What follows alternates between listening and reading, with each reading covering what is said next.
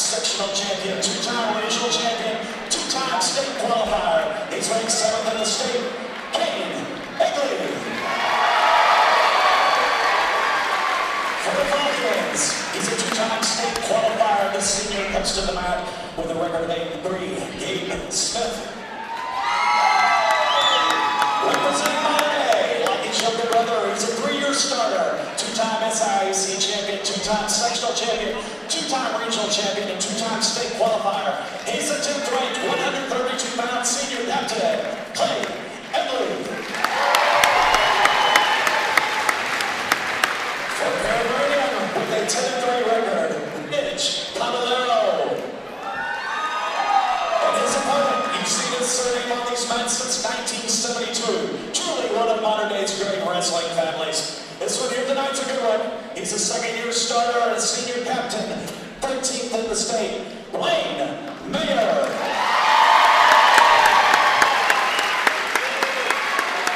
At 135 pounds for the Falcon. This sophomore is a state qualifier and currently ranks 4th in the state with a 10-0 record. Aiden Warren. And from Monterey, this junior's a 3-year starter, 2-time SIAC champion, 2-time sectional champion, 2-time regional champion, and 2-time state placer. He entered the building tonight with a 14-0 record. 13 wins have come by pin or technical fall. He's ranked number 1 in Indiana. Matthew Lee.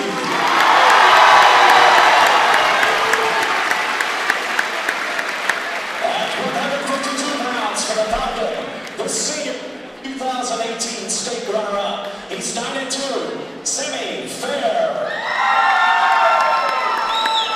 For the Wildcats, this junior is a 3-year starter, 2-time conference champion, 2-time sectional champion, 2-time regional champion, and 2-time state qualifier. 14-2 on the season, ranked 8th. Eli Dickens. For Perry at 160 pounds, this junior comes to the building with a 10-1 record. Noah Baker.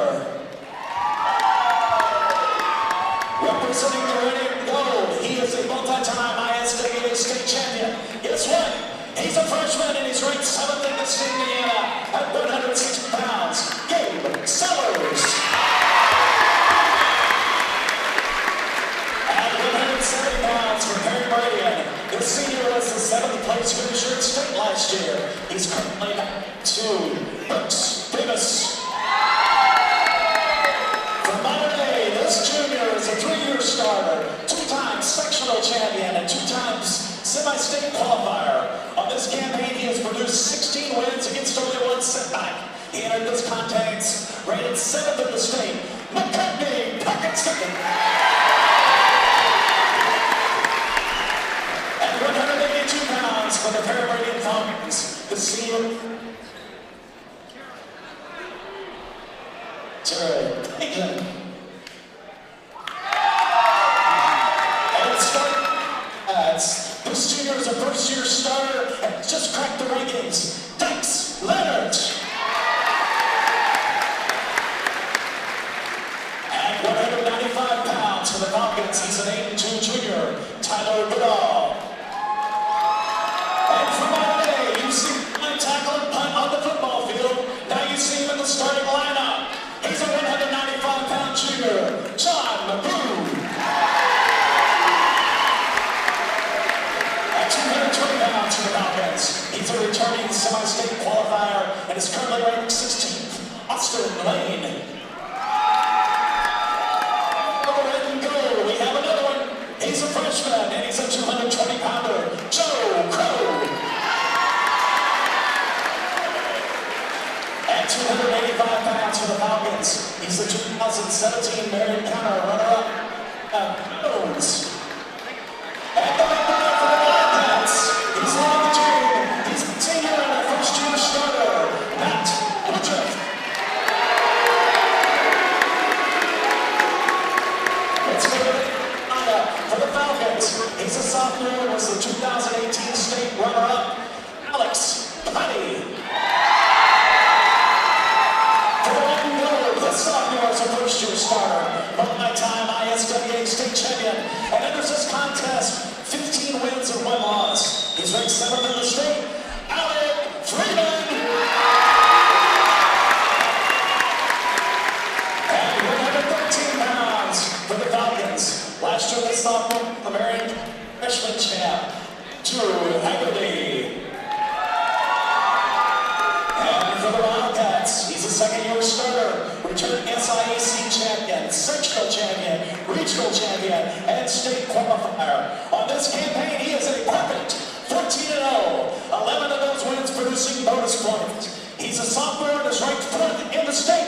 Paul Ross. For Perry Meridian at 102 pounds, the senior boasts a record of 12 wins, only 3 setbacks. Manny Venegas. From Monterey, he's a second-year starter, returning as IEC champion, sectional champion, regional champion, and third-place state finisher. He sports an unblemished record of 14 wins and 0 losses. 12 of those wins have come by pin or technical foul. He's a sophomore ranked second in the state. Blake Bowman.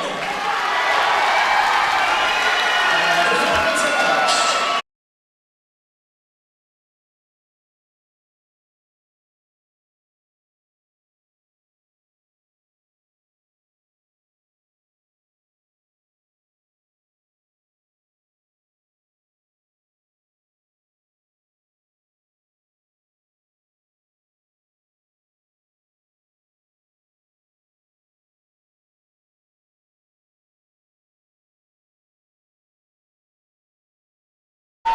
Okay, I think we're back, Coach. Well, Randy, this is certainly exciting. They put new lights in. We didn't have that when we coached here, but it adds to the atmosphere, that's for sure. Right. And I have to thank, before we get started, Craig Akers and IndianaMat for coming all this way and putting this thing on live stream. It's a great match, and these young men are really privileged to be part of this. Also, Travis Cross is our referee tonight, does an exceptional job in this half of the state, and he's a fair and qualified referee.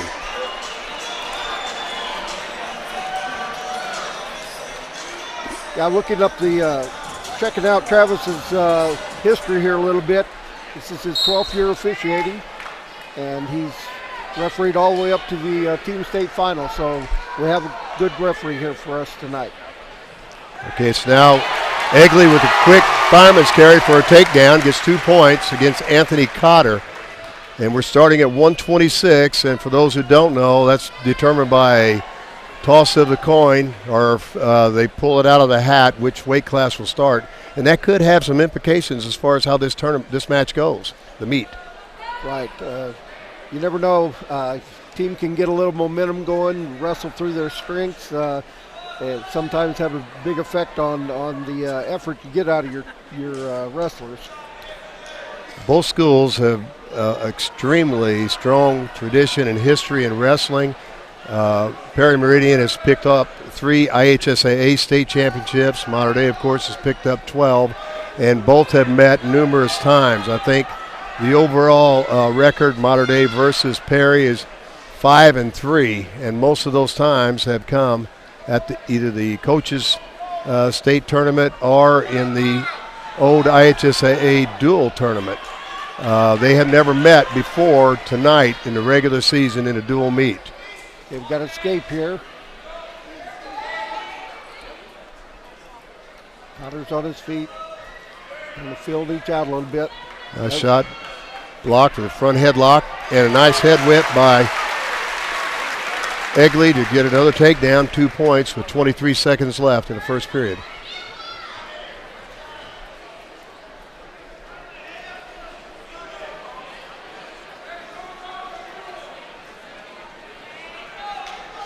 Egley's been to state 2 times already, so he's got great experience under his belt. He's ranked 7th in the state. Cotter is 10-2 on the season. So 4-1 after the first period here. Egley leads. Egley takes down.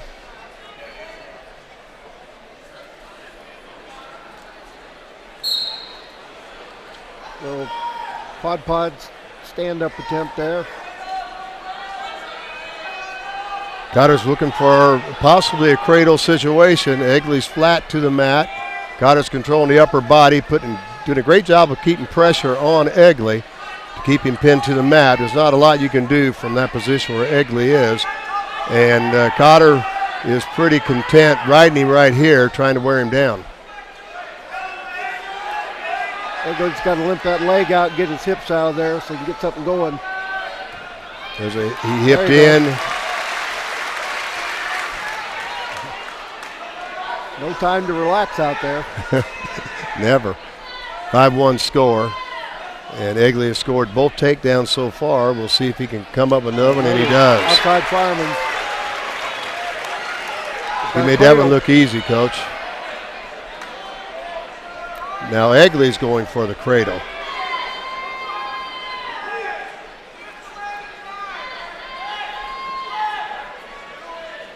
This is an important match, and I think coming into this match, Egley would have to be considered a favorite. Wouldn't you agree, Coach? Yeah, I would think so with his experience. Yes, although Cotter has a 10-2 record, so he's been successful as well. Going into last weekend, Mater Dei was ranked number 4 and Perry was ranked number 2. But based on the results of last weekend, Perry took 3rd in the Marion County tournament, and Mater Dei won the Grappler Gold tournament in Michigan, and they finished ahead of Brownsburg, Indiana, another state powerhouse. So the rankings flipped a little bit this week. Got a stall call on Cotter. He's not making an attempt to improve on bottom. And Egley's quite content to be right where he is and ride him out. So 7-1 after 2 periods. Going into the final period, it's going to be Egley's choice. Well, I apologize. It was Cotter's choice, and he chooses down. Apology accepted. Now Egley's he might cut him, I don't know. That would make it 7-2. He's going to try to get a major or win by 8 points so he can score another bonus team point. Yeah, he pretty much does. It gives the free release there and go back to it on their feet. The idea there is try to trade 1 point for 2. Cotter's now backing off. There he comes in. Nice high crotch. Got to get that arm around the waist. Cotter's doing a nice job of scrambling, but Egley's got it. He's got the legs tied up. Now it's a 9-2 lead with the minute 30 left. You'll see Egley probably cut him again and give an escape point. Yeah, the coaches were calling for that release there, so once again trying to trade 1 for 2. 9-3 with a minute 20 left. And I think you'll see Egley on the aggressive side again. He's got on the leg, nice job, set through. He's got a Turk, got a possible step through Turk here. The Turk means he's got the lower leg hooked. He's going to try to get back points. He's got them. He's got at least 2, possibly 3 coming up. I'd say 3. So the score is 11-3, and it's going to be 14-3 if Cotter can fight out of it. He does. Still got the leg. Yeah, that was an early maybe award by referee Cross, but he cannot score again on his same pinning combination. At least normally you can't. And then maybe he can. Well, I guess he figured he came out of danger even though he still had the lower leg. well, is it any different here? I don't know. I think once you got now, perhaps if Cotter goes to his base, he's still got the leg tied up. It's 17-3, and he's got 20 seconds to turn him again. Did cap his shoulder. Okay, this is going to be a tech fall by 15 points. That's a great start for Mater Dei, and here comes Coach Shetley. I think he knows the rules too. He's going to question if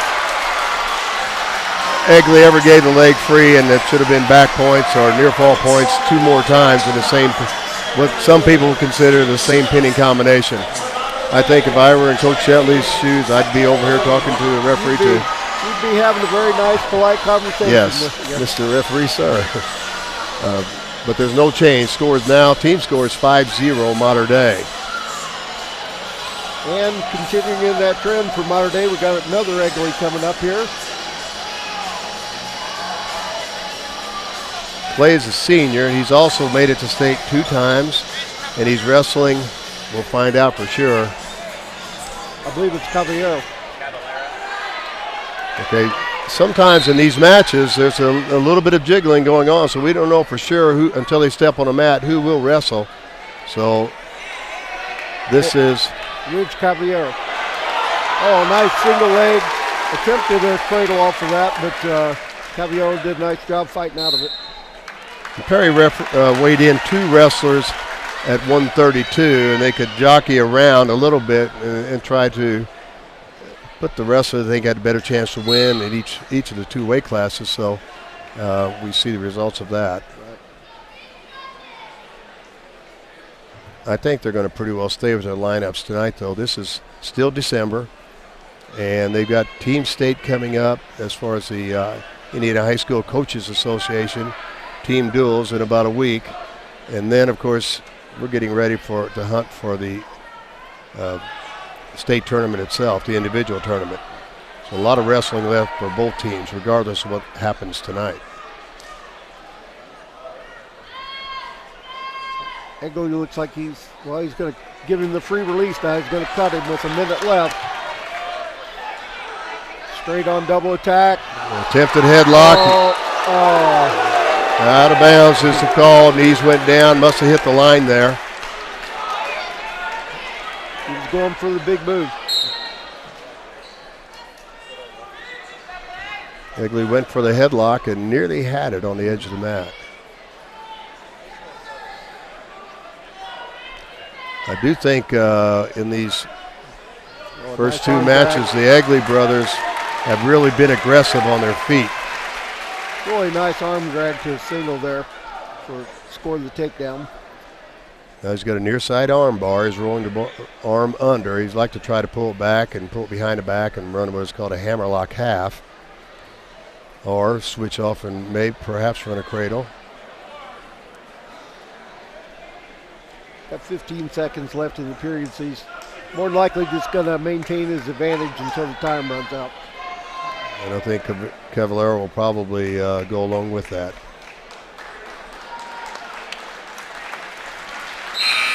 Okay, so after one period, the score is 4-1 in favor of Clay Egley.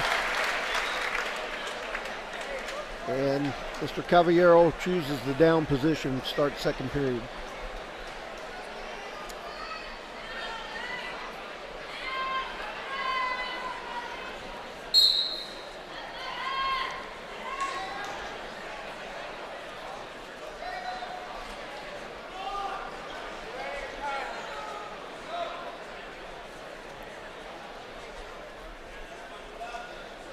Egley riding on the right side with the ankle hook, trying to... He's going to cut him right now, I'd say. Yeah. There comes an escape for Cavallero, and now Egley's on the hunt again. Nice double leg, drive through it. That was pretty much textbook. Yes, it's basically a blast double. Now, Egley doesn't need to put on any kind of show here, except for his wrestling ability. And Egley gives Cavallero an escape off the neutral position, so Cavallero gets 1 point. Down.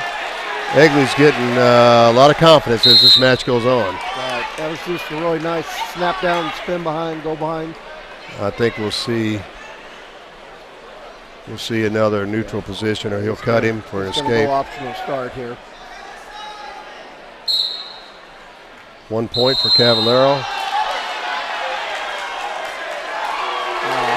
We got a point unsportsmanlike against Egley for the push there. Now that was pretty common in wrestling, I'd say. Yeah. I think maybe that was a payback from earlier. Yeah. Went back to the earlier when I agree. When Egley got up and kind of shoved it. And Travis Cross, the referee, probably did a good thing here because he's going to calm Egley down, and he's just got to wrestle and not worry about the extracurriculars. And Cavallero is good enough to make something happen if he gets into a bad situation, or if he starts thinking about other things other than technique. Right. Cavallero wrestled in the Marion County tournament, I suspect, but he did not place.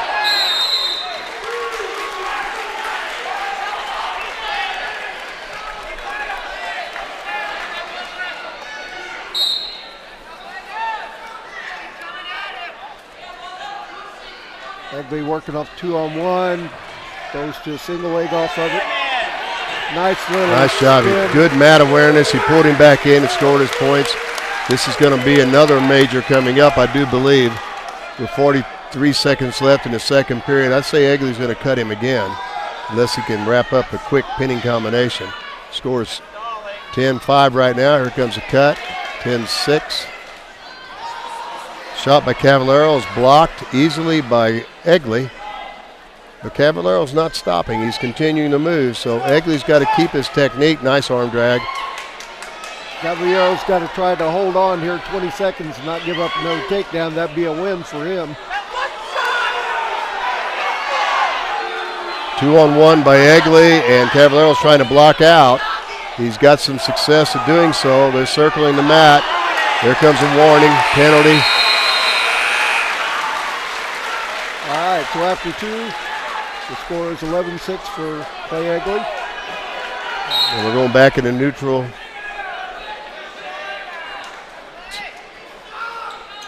Position. If Egley, I think, from his feet would love to score like a fireman like he had earlier or something like that, straight into a pinning combination. And I'm sure that's what here. Coach Circle Schaefer's down, nice idea. behind. Coach Schaefer is hoping for that. He's going to give him the free release again. Oh, nice double leg takedown to his back. Now he's got the leg tied up. He could run a Turk like his brother did in the match before. But they're to the edge of the mat, so it's going to be difficult. It's 15-7. It is right now an 8-point difference, so it's a major decision. Bonus point for Mater Dei. 3 points for a regular decision, 4 point for a major, 5 point for 15 or more point victory. That's a technical fall. And, of course, a pin is 6 points. Coach Schaefer is discussing now. I think he's considering going neutral. He does. Nice shot. Good block by Cavallero. He's got the underhook on the outside. He's in good position right here to try a move and not be too concerned about making a mistake because he would be in bounds. I like the way wrestling is changing, Randy. It's evolving into more wrestling out of the bounds line whenever the movement starts inside. Right. One thing that's changed in the last few years, I'm not sure exactly when, was now you can actually pin your opponent when he's totally out of bounds if you're still in bounds. Nice single. Another penalty point against Cavallero for stalling, and a takedown for Egley. Now he's got a commanding 18-8 lead. 20 seconds left. I think he'll be content now to ride it out. So it'll be a 4-point victory for Mater Dei, and they're jumping out to a 9-0 lead. Coach Shatley and Perry Meridian, you got to give them credit for taking this trip down on Christmas vacation on a Friday night to Evansville. It's a long drive, but man, look at the crowd here and the atmosphere. That could be a real treat for all these kids to be able to wrestle in a packed gym like this. Hear the crowd roar. And you know that pays dividends down the road as well. Both teams individuals get accustomed to wrestling in high pressure situations, and that is certainly the situation tonight. Here we've got at 138 pounds, we've got Blaine Mayer for Evansville Mater Dei, and for Perry Meridian we have Gabe Smith, who's a 2-time semi-state qualifier, a senior who's ranked 12th. Blaine comes from a long line of Mater Dei wrestlers. His dad was a varsity wrestler, and the Mayer name is locked into the history of Mater Dei without a doubt. Right. Not only his dad, but he had 2 uncles as well. 3 uncles. Yes. Some of the best wrestlers in Mater Dei history. Yes.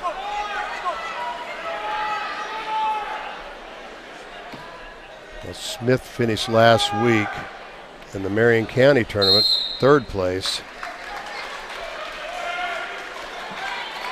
And that's a loaded tournament. The teams like Warren. Right, they don't give out championships there. No. For free. Warren, Roncalli. Headlock attempt. I don't know quite a counter, but it certainly reacted well and kept its positioning.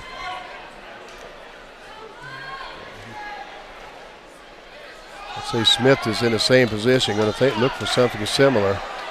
Right, I've seen that in the JV Here match. comes a fireman's nice fireman's carry, but they're at the edge. I don't think he's going to score it. No. Began to say that I saw in the JV match It looks like the Perry team likes to throw a little bit. They'll throw those headlocks, and there were a number of attempts in the JV meet previous.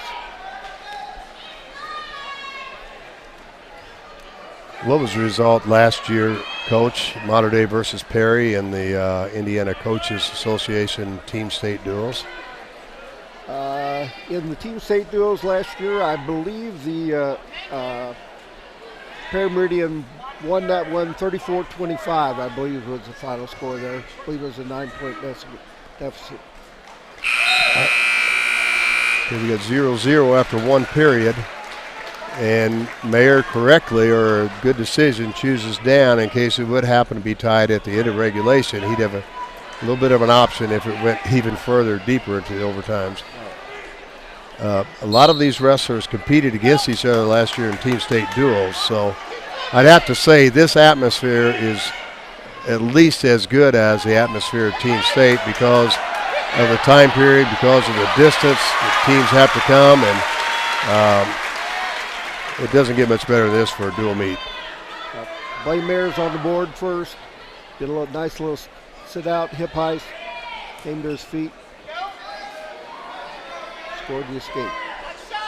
Smith has got the overhook near side, and I think he's going to be looking for that fireman's again. He's tied up the near wrist. Look for a throw here. Also be looking for that headlock too. He's got both arms underneath tied up. He could run a throw right here, and Blaine better be ready. Now he drops on a single, did a good job. Breaks Smith's lock, looking for an ankle pick. Nice job. 1-0 with 1 minute left in the second period. I think things will be tightening up a little bit as far as the individual matchups at this point. Right.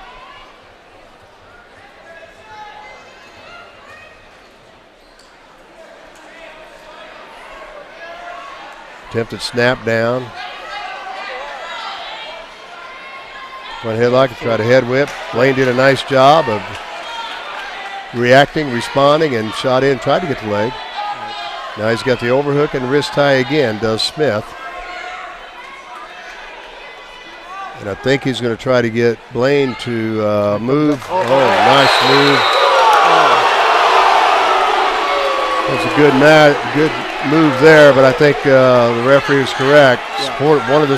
Both supporting points of Smith were out of bounds, and one of Blaine's were out of bounds, so no points scored. Now Smith is down deep in a single, trying to come out the back door. Mayer draping over in about 10 seconds left. He's just going to try to hang on for a stalemate here.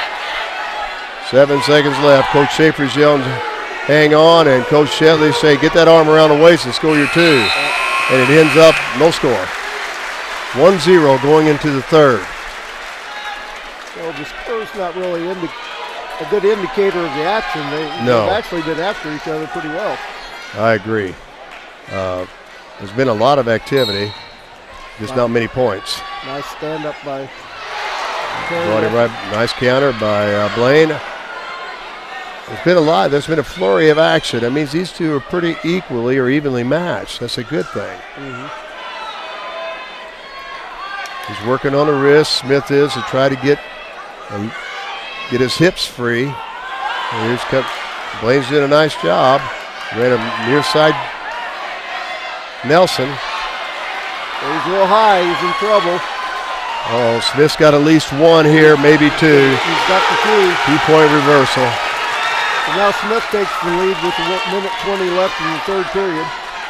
And Smith was able to ride Blaine not very long the first time they were in this situation with Smith on top. He's got the near leg in. He's riding the legs well. Now he's just going to arch in, try to break Blaine Mayer to his stomach. Blaine's going to try to somehow get those legs out. We might see a stalemate called here, which means there's not going to be any possible activity as far as scoring.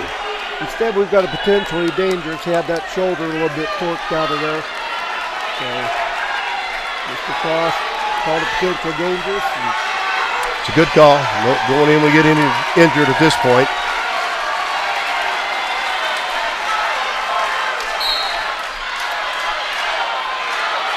Mayer looking in, turned into a near side near cradle. side cradle. He's got it locked up. He might get back points here. He's got one count. There, he's got it. Looks like he's got two. He's got two near falls, so this is a commanding lead now. Blaine just kind of got stuck close, head to the knee, and Smith took advantage. He's still got the near side cradle locked up, so he can put him to his back again, possibly get 3-point. Now he's got a 2-point lead. Mayer's out. Now it's 4-2. Now we're going to see some activity. 12 seconds left.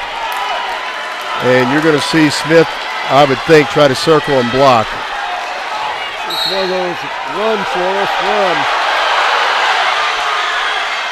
Nice shot by Mayer, but he's blocked. He's got to get in deeper. Here comes an attempted throw coming up, I'd say. Nice inside trip. Oh, at the buzzer. That would have done it. Nice move by Mayer. Nice win by Smith. 4-2 the final there. Actually 5-2.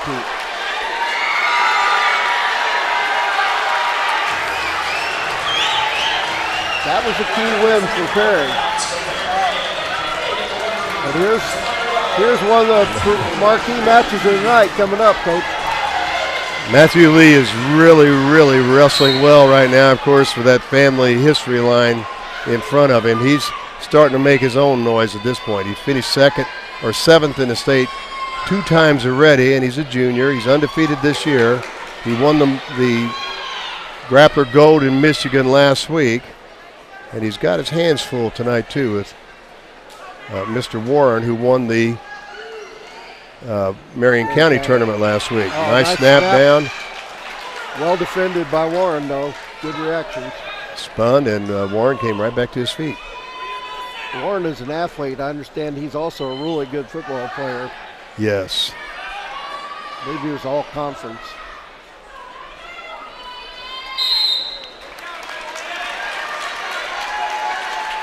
Warren is ranked 4th in the state. He's undefeated. Lee's ranked number 1 in the state. He's undefeated. What a good place for those two to meet for the first time, right here at Mater Dei, in front of a packed house. I'd say that crowds don't affect two wrestlers of this caliber.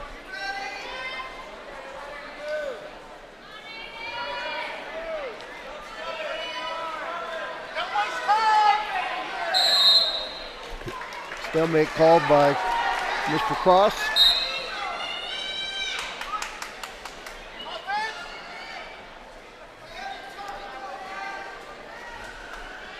Still 0-0 with nearly 30 seconds left in the first period.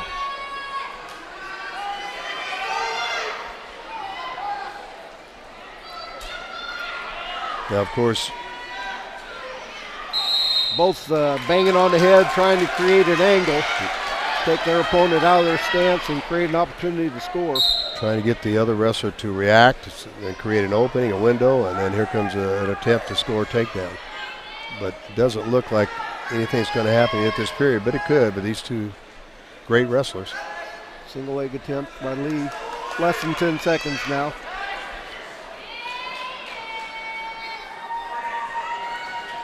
And a lot of times this work they're doing on their feet there, the banging of the heads, that's all meant to set things up for later in the match. They're kind of laying the foundation.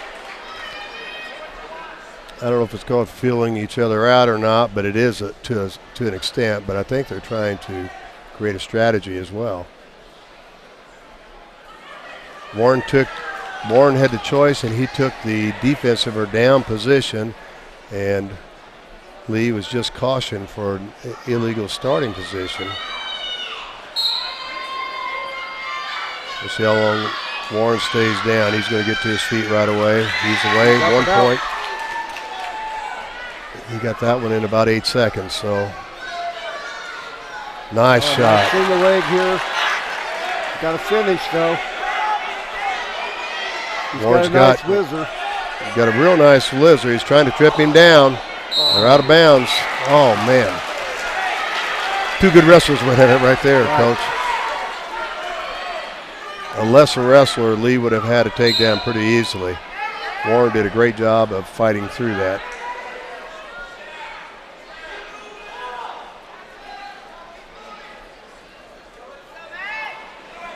Now Aiden qualified last year as a freshman. He's in for a double. Nice sprawl by. And that's another one, just like you said, Coach, a lesser wrestler would be down 2 takedowns. Nice spin there. Lee didn't have much of that, but it was a good move by Warren.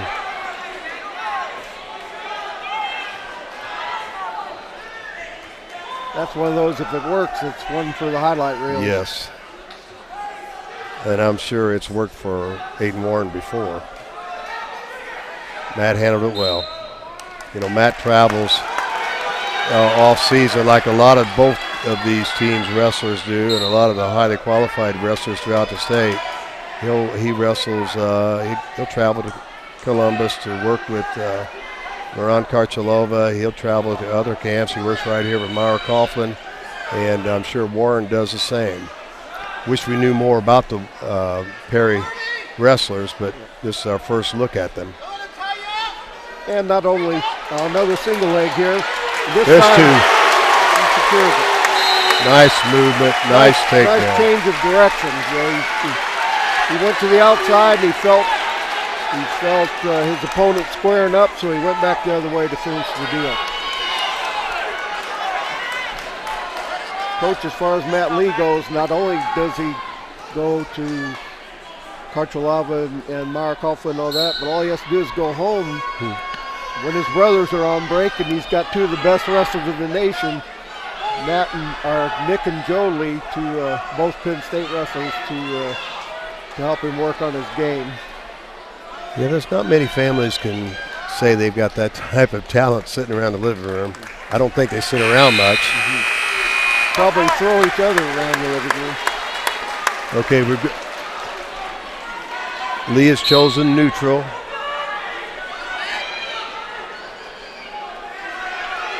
So it's 2-1. Lee got the only takedown of the match. Warren got an escape at the beginning of the second period. Now Warren's going to have to step up his attack mode. He's just been Warren for stalling. Nice snap down here. Lee looking to turn. Nice takedown. Secured the hip. Warren looks like he's getting a bit tired.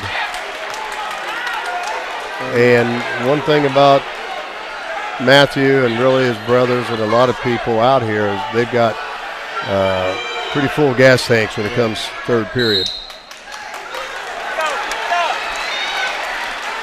Say Lee looks like he's gaining a little bit of confidence in this match too.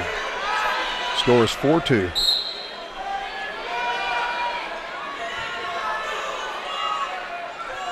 I'd say this is probably the marquee match of this entire meet.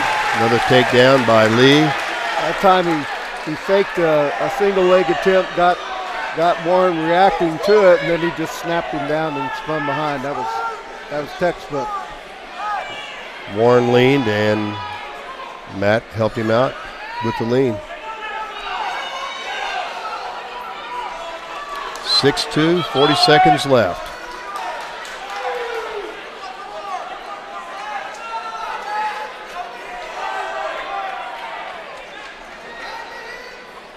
Let's see what Matt's going to looks.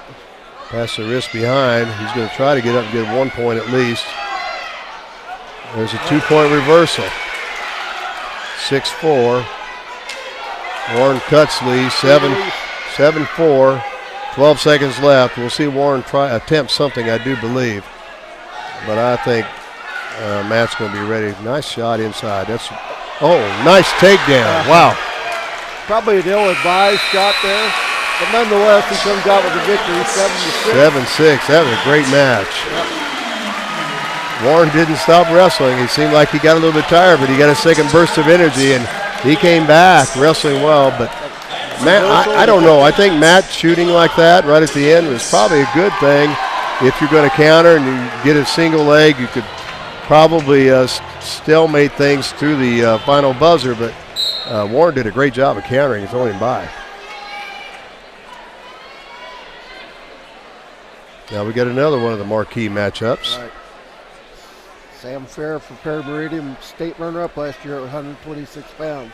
So he knows his way around the mat.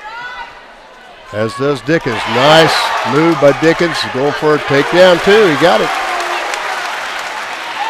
And now Dickens will cut. Dickens is very good on his feet.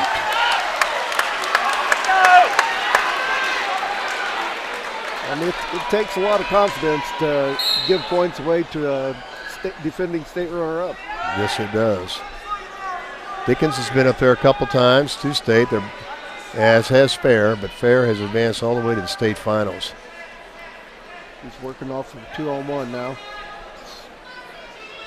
Like you mentioned earlier, Fair has bumped up from 126 pounds a year ago, so he's grown. Mother Nature took its course. He looks a long way from 126 pounds right now. And so does Dickens right now, and he wrestled 132, so they both grown.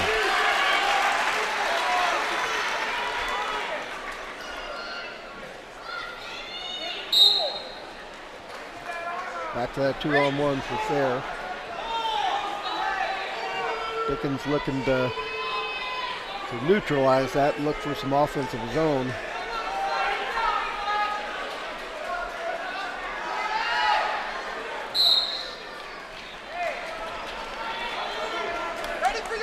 Well, Sammy Fair took second place in last week's Marion County tournament to Bryce Coleman from Warren Central.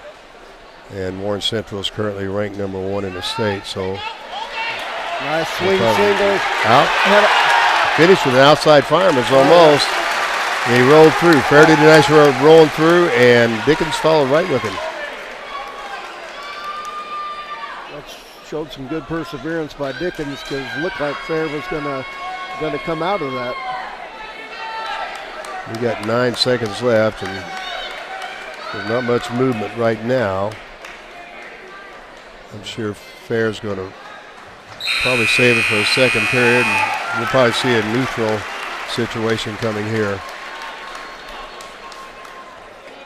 Okay, Fair defers. He had the choice. Okay, I take it back. Yeah. He initially did, but he changed his mind and took down. So Fair is going down. He's behind in the match 4-1. And when Dickens scored the first takedown earlier, he cut Fair to give up the escape point. Now here comes another escape point for Sammy Fair. 4-2.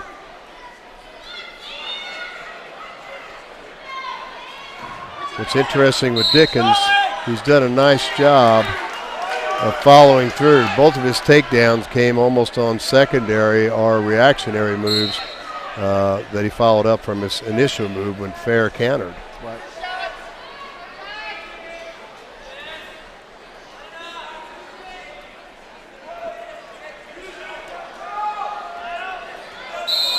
Attempted knee block for Dickens, and Fair was thinking about throwing that headlock out of it. Oh. Nice shot. Shot on the whistle. Now he's got inside leg. Nice job of sprawling by Dickens. Nice job. Uh-oh. Fair's down. I don't know. Looks like that might be his lower back. Here come the trainers to take a look. He looks like, I don't know if he has had a prior injury or not, but it seems like he's having trouble, period, with his posture, standing up. I think lower back spasm or something. But he's going on. I think he's in a bit of pain right now, but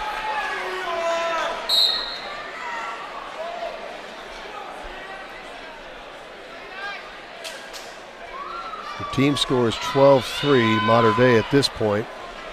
Fair's got the 2-on-1. There's not much Dickens can do there except try to get his arm free. He did so. Circle out of that, try to get a better position. He did a good job. It's a good counter. Dickens seems like he's gaining some energy, and that's at the expense of Sammy Fair at this point.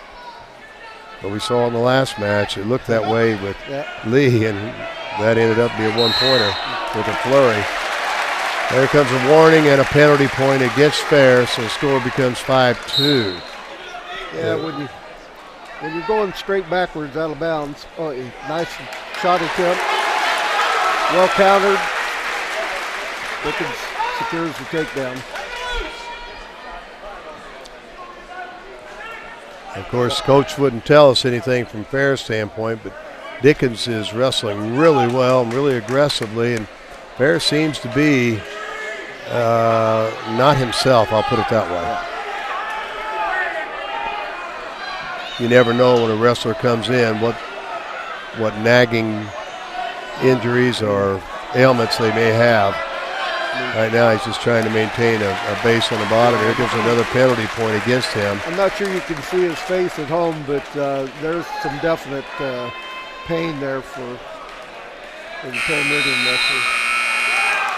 He's having trouble even building up to a base to get set for the third period. He's hurting. But, you know, you got to wrestle the match. Right. Dickens got to watch because Fair has shown a couple times where he can throw. He looks for him. He's got the 2-on-1 now. Dickens has a underhook near side. You're right. I think Fair is going to look for a big move where he can get takedown and some possible back points and possible pin situation. He looks like he's waiting to set up the big throw. And if his back is hurting like it appears to be, I don't think he's going to be shooting in much either.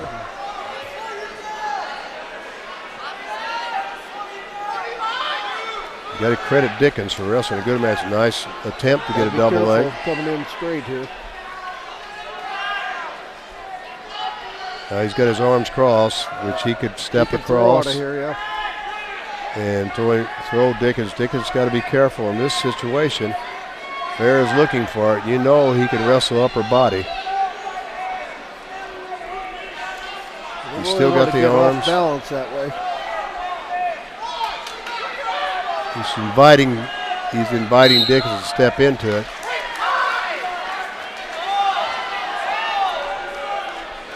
Score is 8-2. 50 seconds left. Modern day coaches trying to relay some strategy here. They'd like to see him get another takedown here. That would make it 10-2. But he's got to be careful if he tries. There he's got the single. Fair's got a whizzer to the near side. Now to their back. Or out of bounds, rather. Now Fair's got to be careful. If he gets hit for stalling again, that's a 2-point penalty situation. That would give Dickens the major decision. Got 30 seconds now. Nice shot by Dickens. There it is. He caught him for stalling. So it makes it a major decision, 10-2. There he went for the headlock. He knew the score, so he went for broke on that one. Yeah. 12-2. You got to do it. I mean, that was the right thing to do.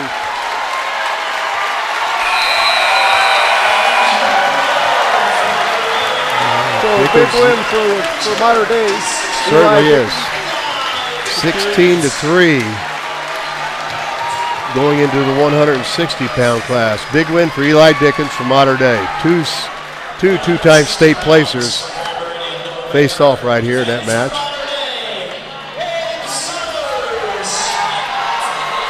Another one that this looks to be an interesting matchup here.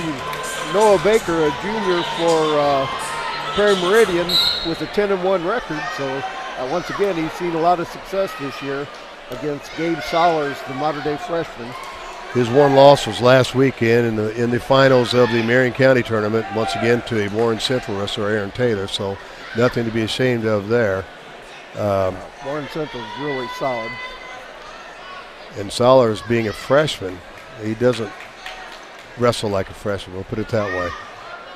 He's very physical, very mature for a freshman.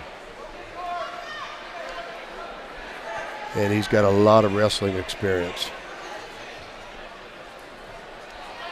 Single leg attempt by Baker. Sollers did a good job squaring his hips up, but he's got to keep Baker's head down. That cross face, it looks like if he can hook that leg, he can get behind him now, get underneath that near arm, He's got to keep stepping, big steps. He's got to get that arm around from his left leg. There, he's got it. 2-point takedown. Baker did a nice job fighting that off for a while. He didn't give it up easily.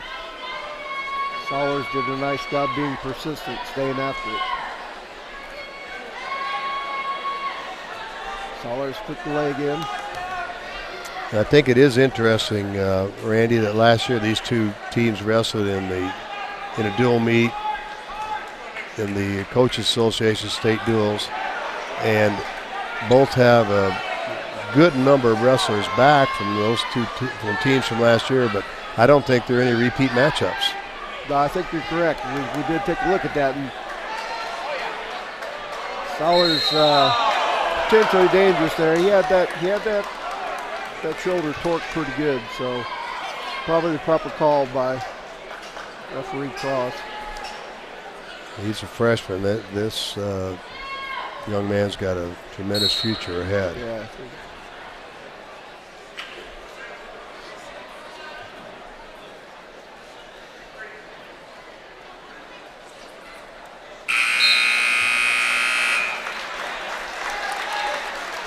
2-0. Sollers will take neutral. He gets a choice after Perry deferred.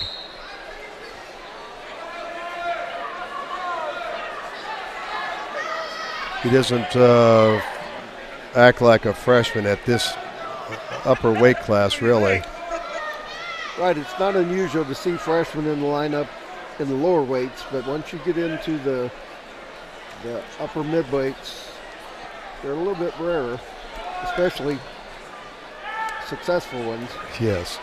Now, Sollers recovered from a broken, I think, hand early in the season. Nice head outside single. Going to try to dump him. Sollers does a good job of sprawling. Nice Hips back. He's got the cross face. It's going to be, looks like it might be a repeat of the first takedown. He's got the ankle hook. He's got the cross face. There's 2-point takedown.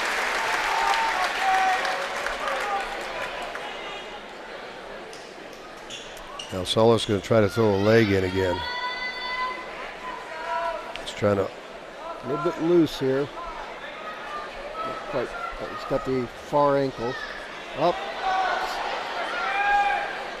Baker's caught his head, almost had him in danger there for a second. Sollers got to be careful hanging his head down there. Here comes the leg. Now he's going to work a forced Nelson from the opposite side. Here it comes. Try that hip over. Here he's going to be turning. This is going to be, I think, going to be predicament or back points if it doesn't become potentially dangerous. Baker's doing everything he can to resist going to his back. There's a potentially dangerous call. Got 12 seconds left in the second period here.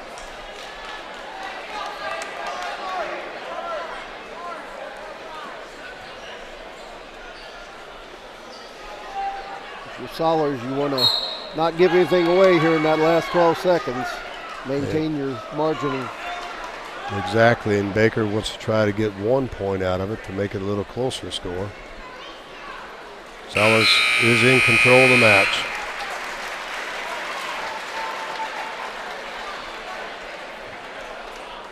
Okay.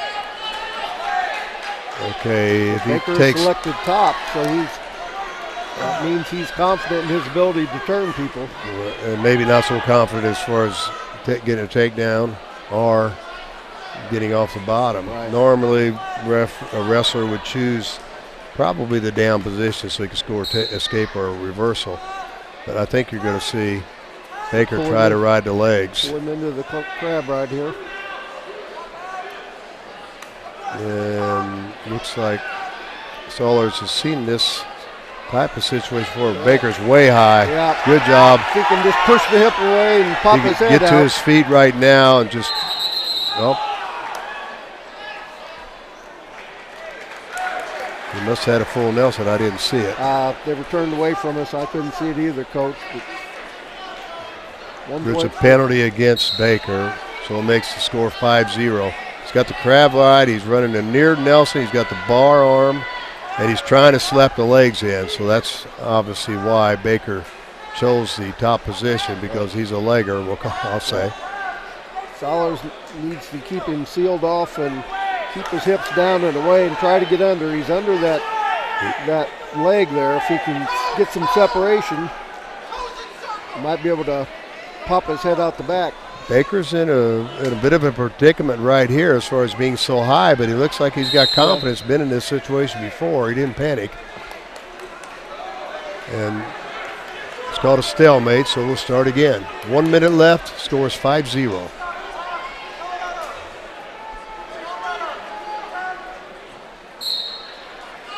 Sit out. Rotates up. Nice move, a nice follow. A little bit of flurry of action here. Baker does have the leg in. That's what he wants. And Sollers is a bit of a legger himself, so normally if you can do one on the offense, you're pretty good at countering on the defensive side. Baker's working on getting that arm, though. Stalemate called. Stalemate called. We're back down. 36 seconds left.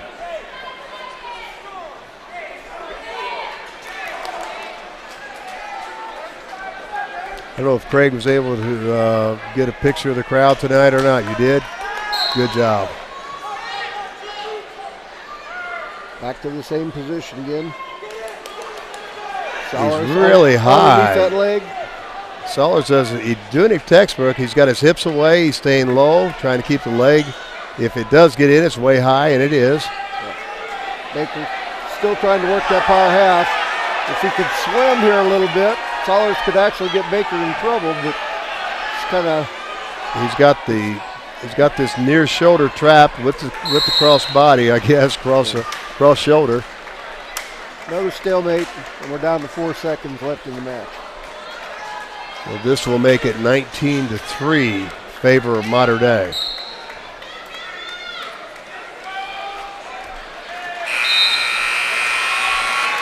Big win for Gabe Sollers, freshman.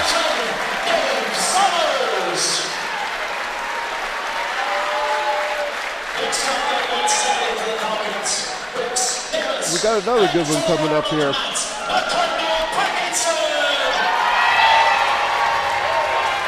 McCartney's ranked 7th in the state, and Brooks is ranked 12th. Interesting. The Parkinson name is Prairie Meridian. Now that brings back a little bit of pain for Prairie Meridian, I think, because Mater Dei's first ever semi-state championship. McCartney's father, Jeff Parkinson, scored, I think, 3 one-point wins, or the last win was the referee's decision in overtime that gave Mater Dei its first ever semi-state by 3 points over Prairie Meridian, and that was one Donnybrook. Yeah. Nice single leg attempt.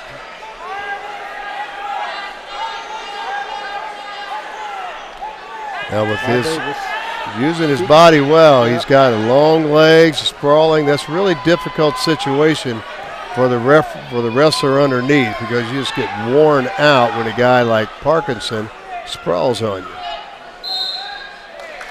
No points scored. Good wrestling by both wrestlers. Davis is a pretty rangy guy too, though. He's got some legs to him.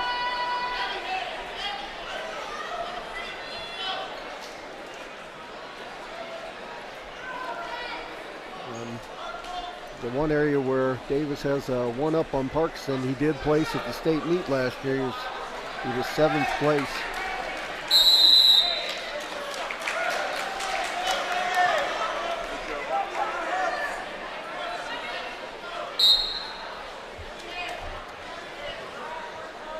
I'm sure Davis has improved quite a bit. I can guarantee you McCartney Parkinson is a much better wrestler at this point here than he was the entire season last year. I would agree with that, Coach. Thanks, Nick. Thanks for coming by. Nice shot by Davis. Leg attempt. Parkinson does a nice job fighting him out. Now he's got the potential throw situation here.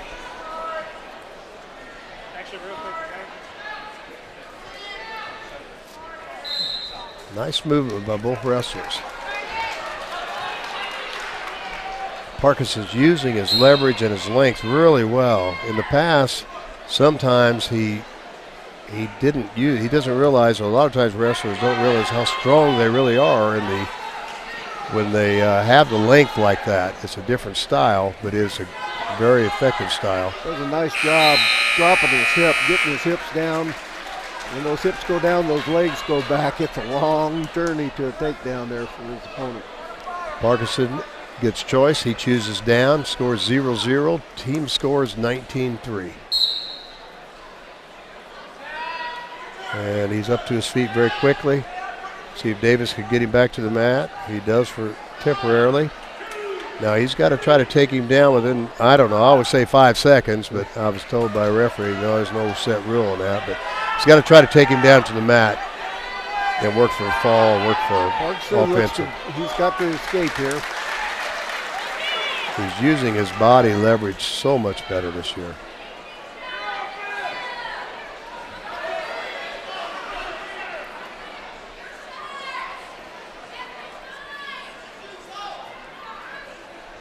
(1-0) Parkinson. Oh, nice duck attempt. Got close to a boot scoot, Coach. Close. You don't see many guys Parkinson size doing duck unders. So. It's a lot of leg to roll under your body like that.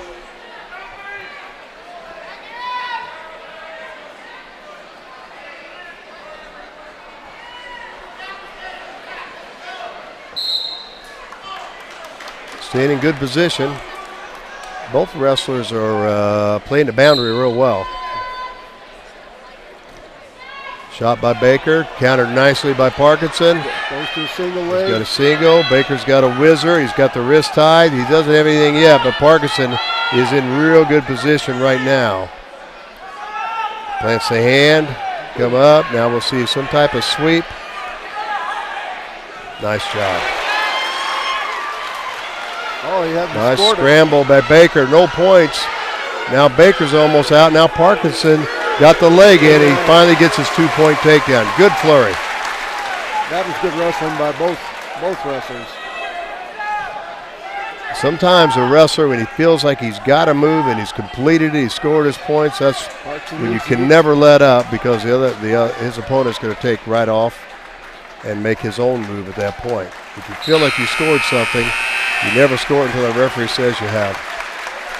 3-0 lead by Parkinson.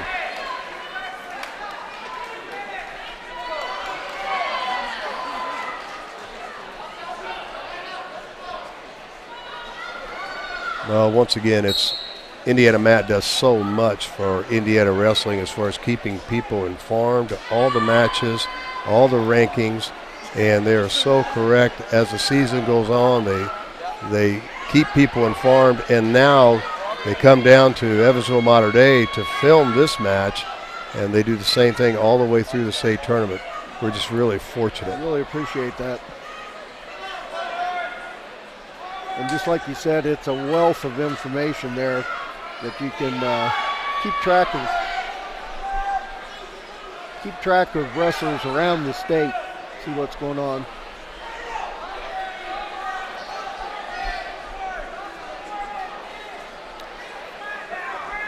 Now Parkinson he's got such long limbs, legs and arms. He likes to run cradles, and he's gotten better with that. And that's what he's looking for right now. He's got the near leg hooked.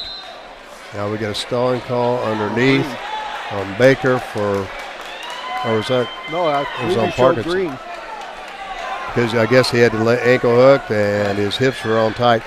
The rule basically is, if you're on top, you've got to get out to the side and work for a fall. And Parkinson's hanging back, but I think Parkinson was working for a cradle right there. And obviously he was wrestling cautiously. I think Mr. Cross disagreed with you, Coach. And he's got the whistle, and I'm sure he's correct. He's a very good referee.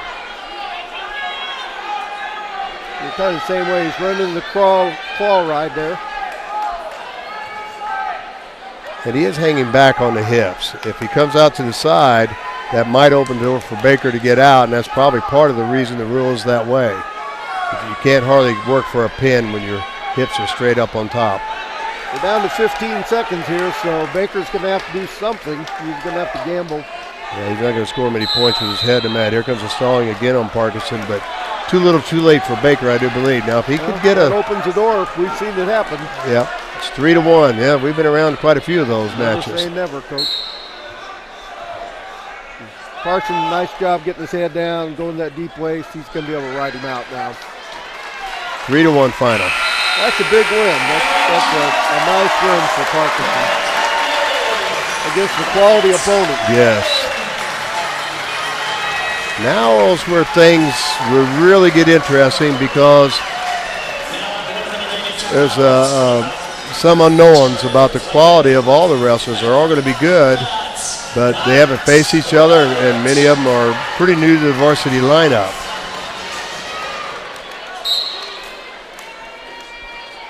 Dax Lannert from Mater Dei. This is his first year on the varsity. So. And he's wrestling Jared Clayton, a senior from Perry Meridian, who's 7-2. Dax did not make the trip to Michigan last weekend, so he didn't get that valuable experience. But Dax is quite a football player. He's all-conference first team, and he's made the junior all-state first team. Now I've already seen you've seen that the Perry wrestler here has a propensity to throw, and Nice move, nice job. Just kept contact, kept pressure on, and scored a takedown. That's one of the things I learned on IndianaMat this week. One of the Perry fans was expressing confidence in their wrestler and said that he's a big move wrestler, so you can expect him to be looking for headlocks and throws. Nice hip back. That was a good move. Near side cradle. Okay. Well defended by Lannert. He's up and out. Good hustle. Clayton scored a 2-point reversal, and Lannert follows with a 1-point escape.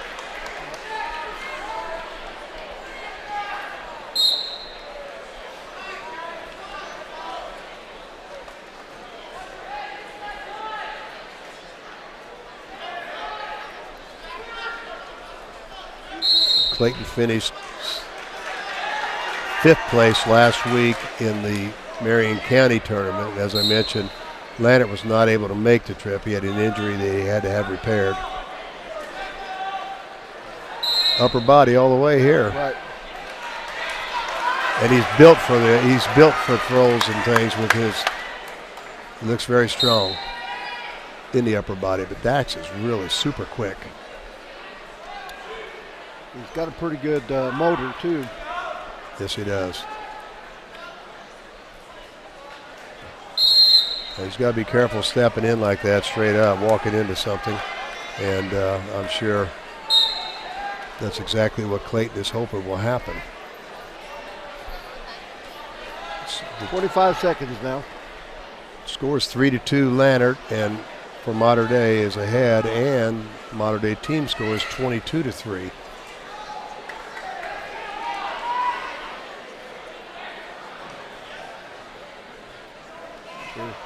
Nice job. That was nice. Too bad he couldn't finish it in bounds. I think he kind of took his foot off the gas a little bit there and allowed the Perry wrestler to roll him out of it just because he knew he was not going to be able to secure the takedown. I think Clayton looks pretty confident, pretty comfortable on his feet in the upper body situations. Clayton's now choosing down. Starts second period. So he's going to try to get an escape or a reversal.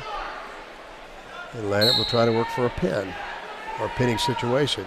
He's grapevining leg. He might try a spladle here. He's got him set up for it.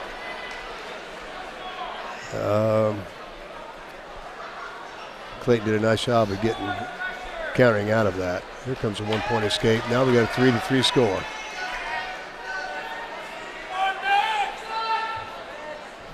Well, Clayton's going to be continuing, wouldn't you think, Coach, to look for an upper body throw here? I don't think there's any doubt about that.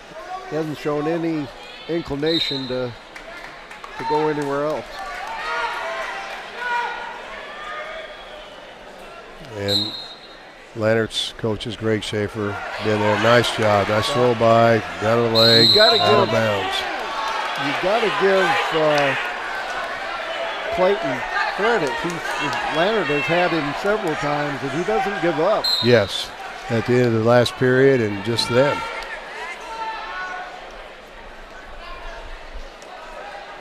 A shrug, both wrestlers.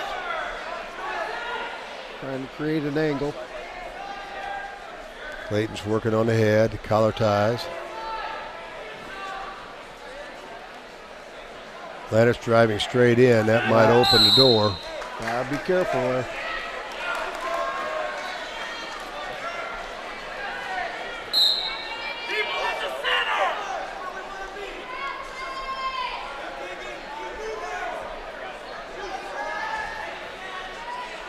Now, backing out.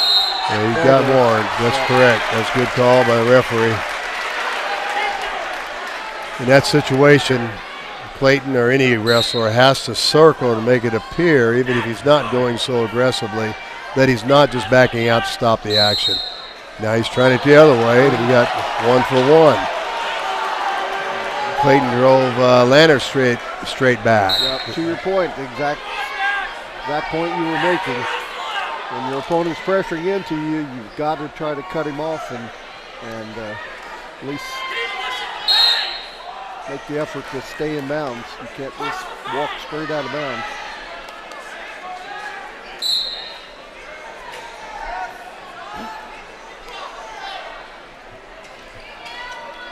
A shrug attempt.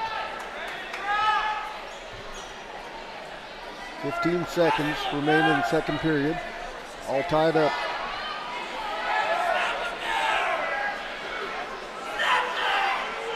Neither wrestler, there's almost a headlock. Yeah, now we're going to overhook for a throw. Hip toss. 2.9 seconds left. Scores 3-3. And do you think Dax Leonard will take that? Nice duck. And you said he wouldn't go under, Coach. That was pretty. I was wrong.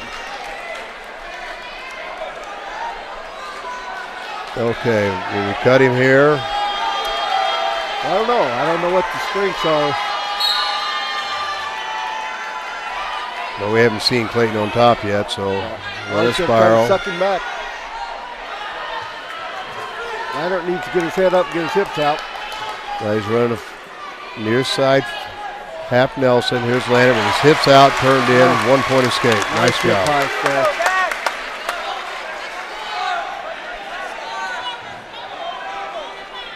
Now both wrestlers have been warned for stalling. That's going to be key right now. Yeah. Another duck. Yeah, we've seen his secret weapon. Now he's going to try to drive Leonard straight back, which he's doing. Nice job by Leonard, countering to his center. Leonard's going to have to get some kind of a leg attack going here. Or he's going to have to take charge of the action. Leonard's had a little bit of a layoff, so he might be tired a little bit.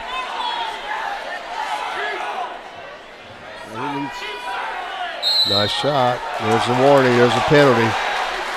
Dax back straight out. So referee Cross hit him for stalling. Now the score is 4-4. There's a minute 12 left. Yeah, and nice job getting in on a single. Now, this is a good move by Leonard. Here comes a takedown now.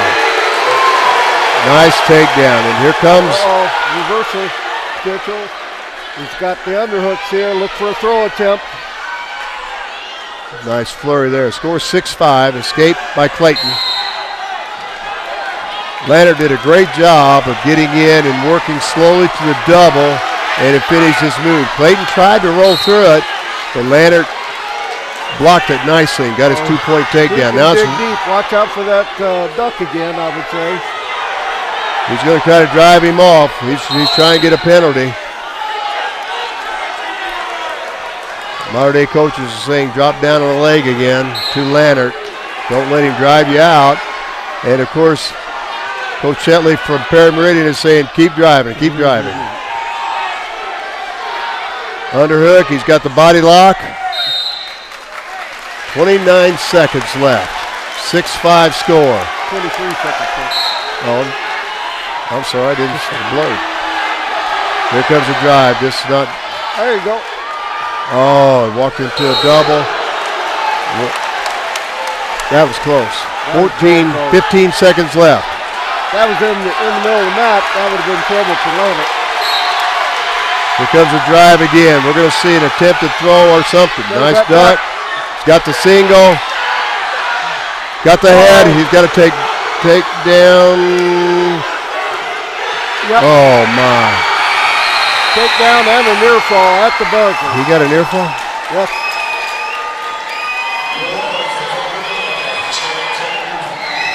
Great flurry. Leonard could not hold him off. You've got to give Clayton great credit for setting up the tack, getting underneath, and finishing his double. Leonard gave great effort. Yeah, and I spoke to about Leonard having a deep gas tank, but I think the layoff definitely had an effect on him because I've not seen that out of him. There's John McGrew, another All-State football player, wrestling for Mater Dei at 195. Pick that leg up and he'll have his opponent. He's got a near side cradle. He's got 2-point near. If he can spin him back in, he's going to get some big points. Yeah, ran out of mat. This is Tyler Goodall, two juniors right now going at each other. Goodall is 8-2.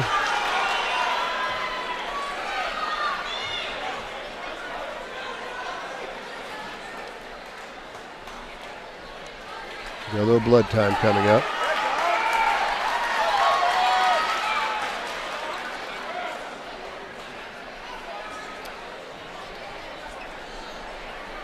John McGrew took 5th at the Grappler Gold.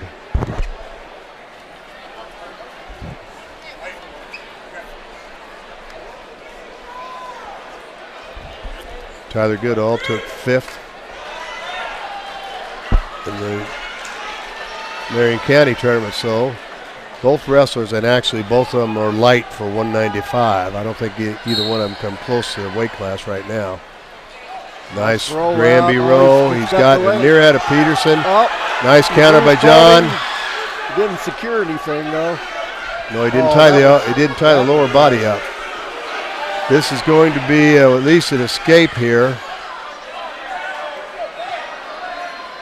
Now the NCAA, I think, is changing the rule now. This would be if they go out of bounds and escape, and it doesn't necessarily happen that way for high school. Yes, it is an escape. So now it's 2-1.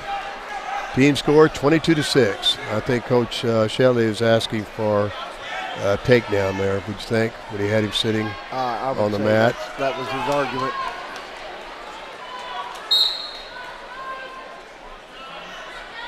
But Coach Shelley comes over, makes his point, and goes back. Didn't change referee Cross's mind, but he handles everything respectfully and, the way he should. Oh. Whoa. Oh, my. They were out of bounds. Look out, Mr. McGrew. Yeah. We got some blood coming again. Another thrower here. Nice lateral drop there.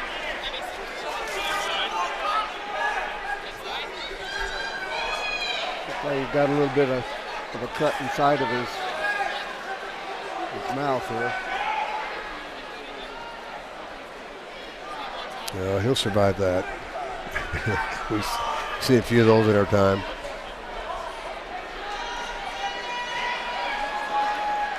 So blood time, clean up, and now we're back at it. Scores 2-1.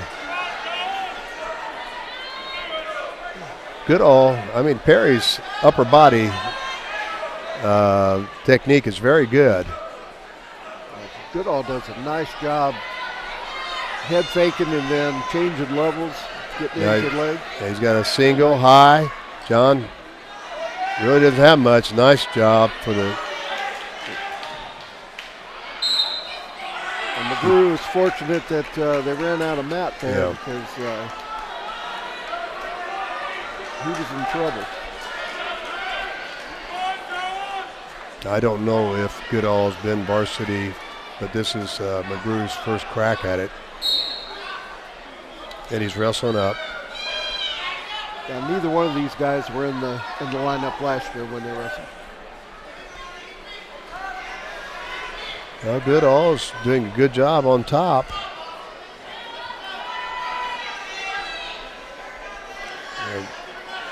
Uh-oh. Walking around the head, the cross face, taking the hip, catching the elbow. Didn't score, but Goodall's definitely in control at this point. Scores 3-2, however. McGrew defers. Real blood cleanup here. You know, John, he's a gifted athlete. He's a three-sporter. All-state football player, as I mentioned. He dislocated his elbow in a tough situation about the fourth game of the year. He did get back in the final at the end of the season, and he overcame that. He's also a very good wrestler, and I think his favorite sport might be baseball. Yeah, I've heard that about him. And that's the kind of athlete small schools like Mater Dei need. And they've had a history of. Got an escape here. 4-2 now. Another lateral drop and score. He got two. He kept his feet in. So supporting points were in, even though John McGrew was out of bounds. It was a nice move, and it's a good thing they were out of bounds, or he was to the edge of the mat. Good thing for McGrew, not too good for Mr. Goodall. Yeah, well, I guess I should be less biased, shouldn't I? Trying to be.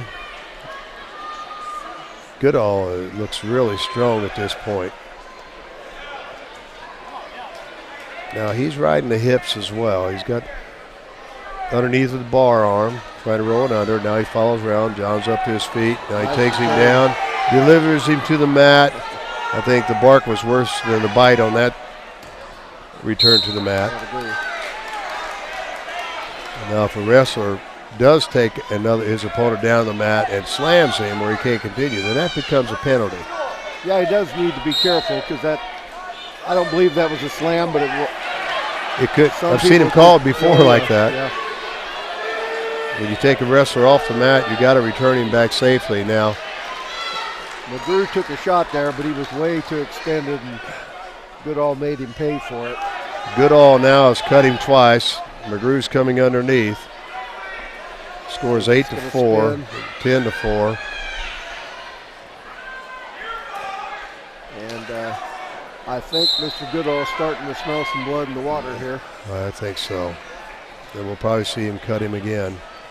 He's got, I think he has a little bit of advantage on his feet. And here comes an escape given to McGrew. Now scores 10-5. And here comes Goodall again. Nice power takedown. Well, I'd say, pretty.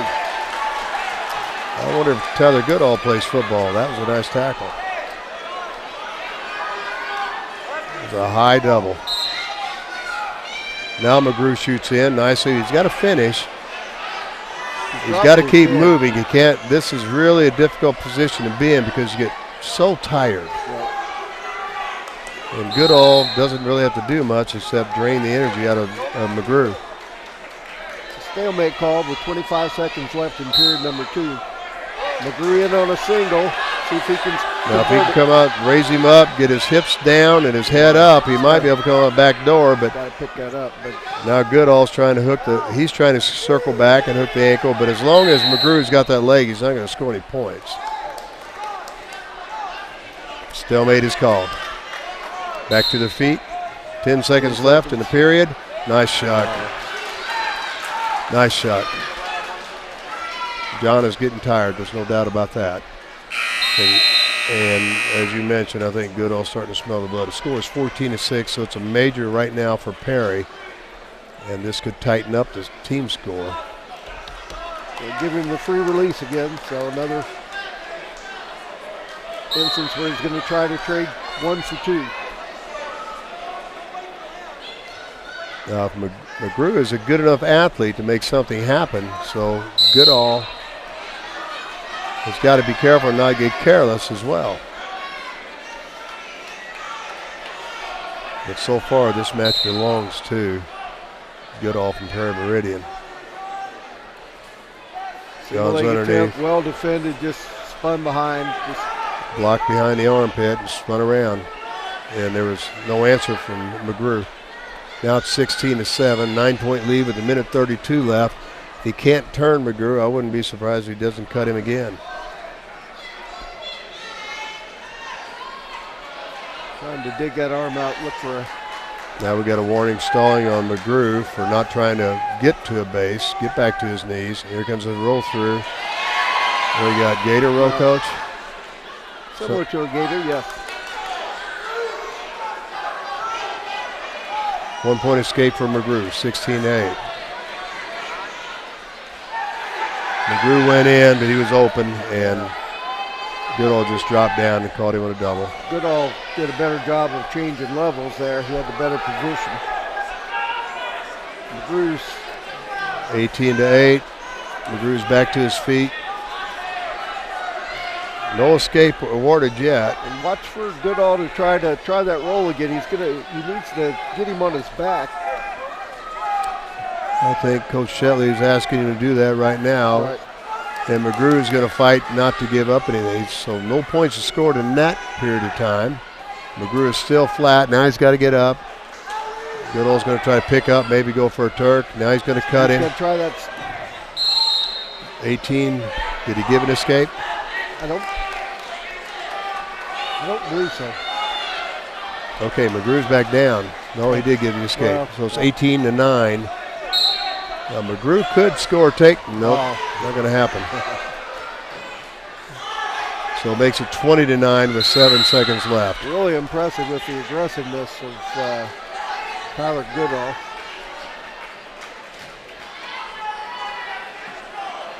He's going to cut him. So it's now 20-10. Watch that roll.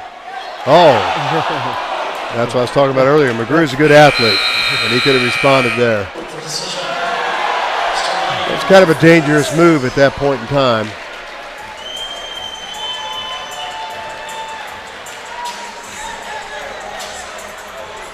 So a major decision. Well, it's Perry Meridian a little bit closer in the team score.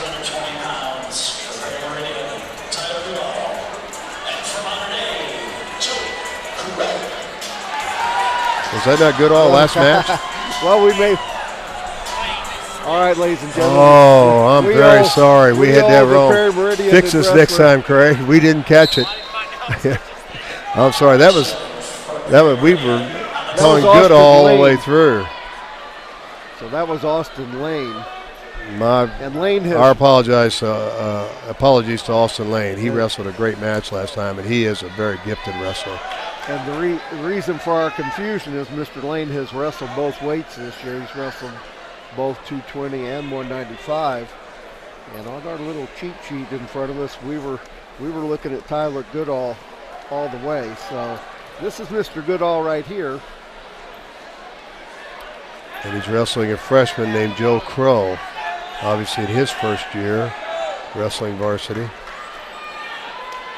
So again, our apologies to Mr. Lane, his family, and any listeners and viewers for the mistake on our part. If there's a change in the lineup, let us know. We called the wrong guy, the old man. I should. Now the word I'm getting is this may not be Goodall as well. Who's it? This is Holiday. Holiday. Okay. This is Alex Holiday. He's a sophomore wrestling 220 for Perry Meridian.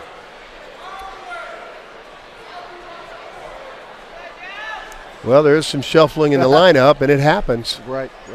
I think both teams would rather come in and just go with their set lineup to see how they do. But, you do anything you can to score points, and Coach Shetley is trying to maximize his wins or get wins where he can.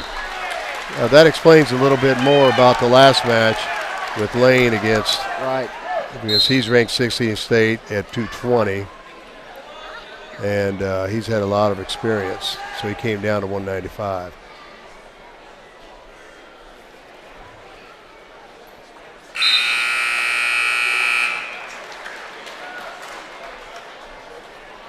I hope we haven't made any other mistakes.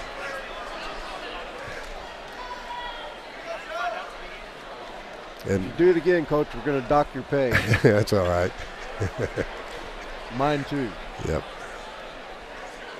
They're not going to get much out of that. Probably Craig's too.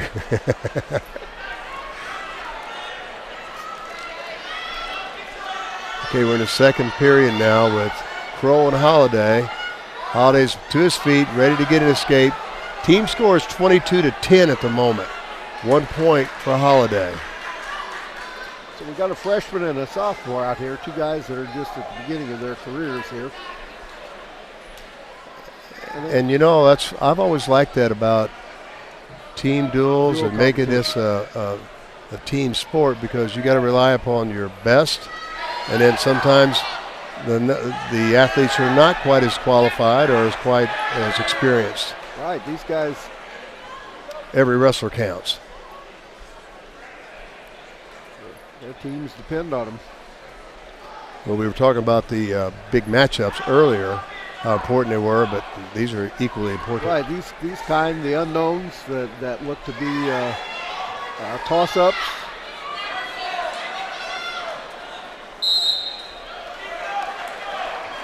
Holiday trying to work that front headlock, extend modern day wrestler, but he did a nice job, keep coming in, trying to get his hips back under him.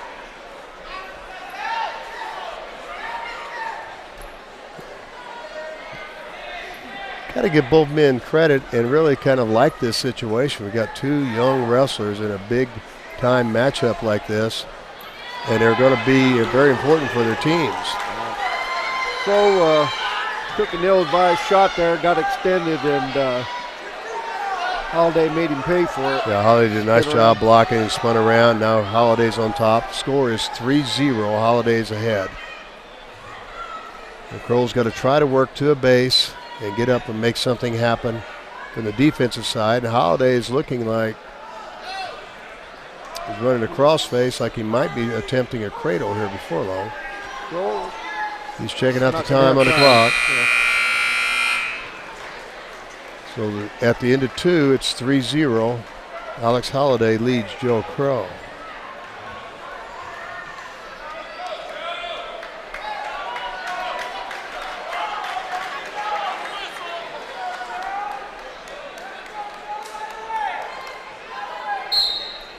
Well, this meet is going to tighten up a bit now, and in a lot of ways, I think a lot of people expected it to get a little bit tighter in the upper weights.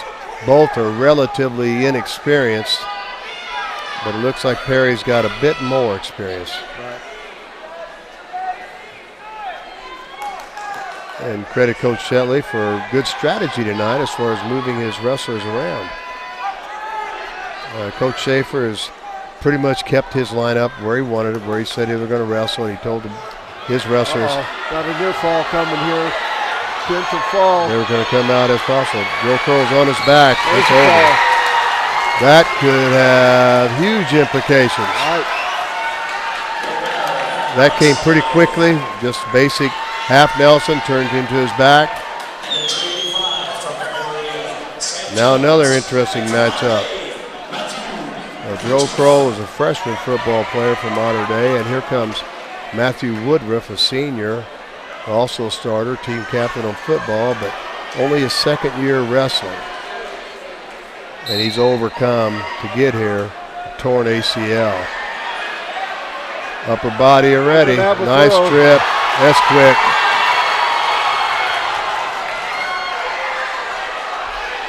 This is Sam Jones. He took second at Warren, and that's a quick pin.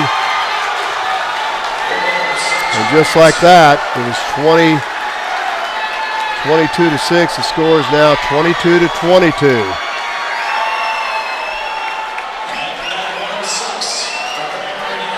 Wow.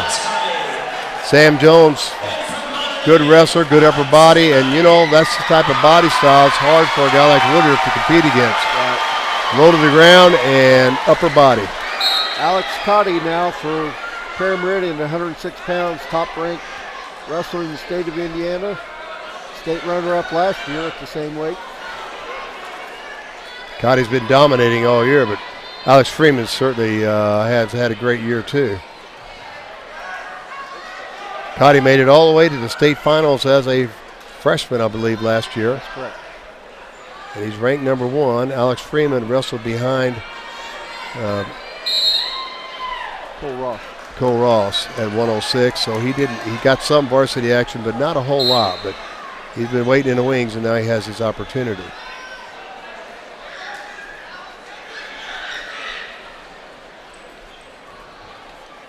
You can tell Cotty looks very poised and confident. He's in for a fireman's carry. Now it's the outside fireman's, and Freeman does a nice job of sprawling and countering.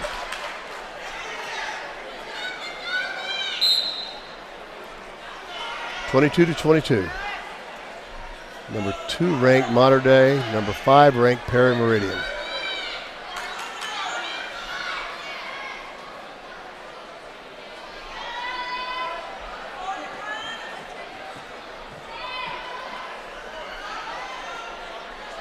Freeman working on the 2-on-1 here. Oh, nice. Nice pick. Just couldn't quite finish it inbounds. That was a beautiful job. You've got to give Freeman credit for going for it, but he did a nice cross ankle pick. Go ahead, the arm side. Out of bounds.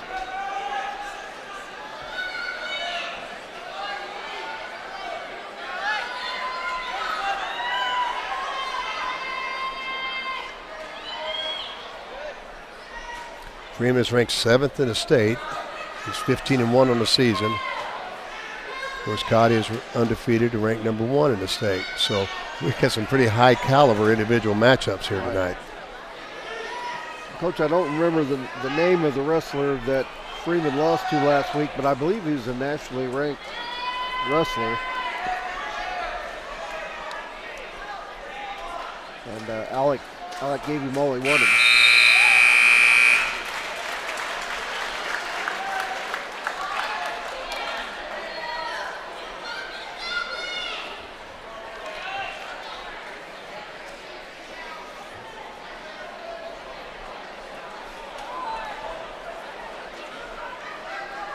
Of course, Cotty won the Marion County tournament last weekend. Second period now, Cotty's on bottom. Looking for an opening. Looking for a little bit of wrist control here. Freeman looking to get the cross wrist. He's got to make an attempt to take him down. He's got to get him down quickly. He's going to get hit for stall, warned for stalling, and there it is. So Freeman's now being warned. Nice job. Here comes a headlock. Nice move by Cotty. They're on the line now. He's getting back points. And you can explain this, why we can score now when Freeman's shoulders are out of bounds. Well, Cotty is still inbounds. As long as his supporting points are inbounds, he can get the near fall and the fall. This is, I think, a great move that high school association has picked up, and it follows along the lines of the NCAA. Those guys wrestle. They might wrestle the bleachers sometimes. They get so far extended. Freeman's doing a nice job of blocking. He's in really dire straits. Yeah, this is tough. This is the hardest, I think, Randy, the hardest part of wrestling as far as fighting through off your back from a headlock. And Freeman did it. Good job for him. And good job for Cotty with the front headlock. Now Freeman lost last week to the champion by 2 points in the semifinals. And he came back and pulled 3rd place up in Chicago.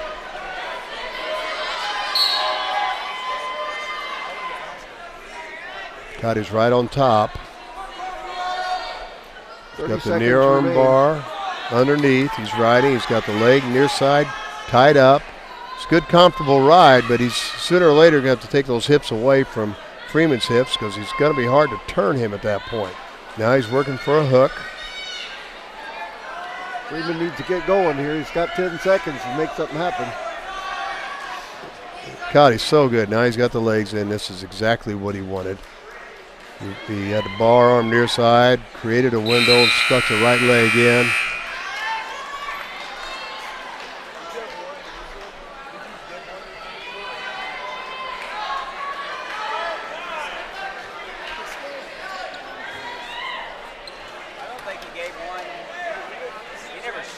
I don't know if I don't know if he called it an escape or just called it a reversal. They're debating if it should be 6-0 or 5-0. If Cotty got an escape and then a takedown and then a 3-point near fall, or if he just got a reversal.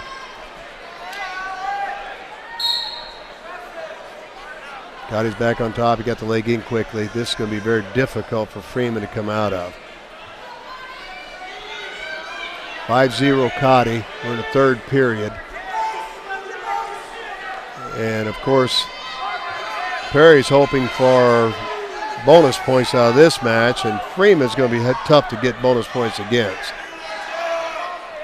He's a great wrestler. He's very confident, and he's got a big gas tank as well.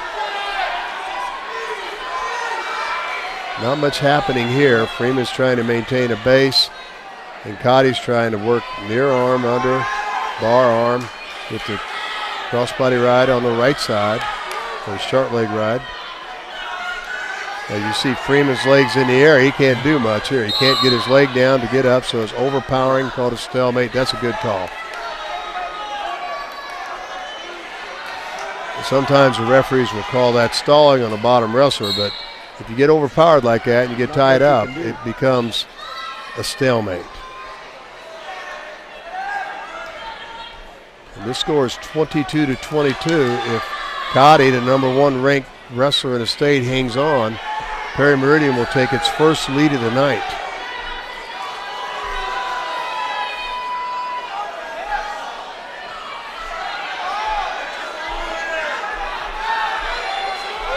And again,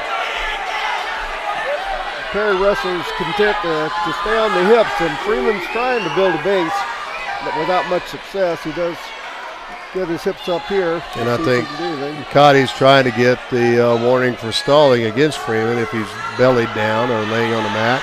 But it's hard to build a base when the guy's got you tied up like that. Now he's trying to build a base. He's getting his, there he kicked his leg free. Now if he's got to continue, here comes a 1-point escape. 8 seconds left, 5-1's the score. See if Freeman makes an attempt here.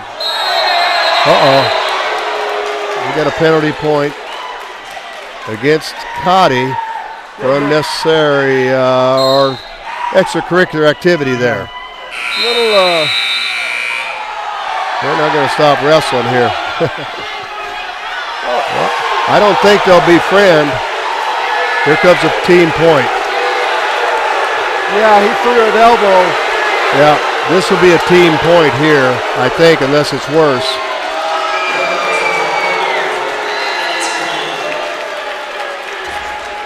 Cotty, it's 25-22.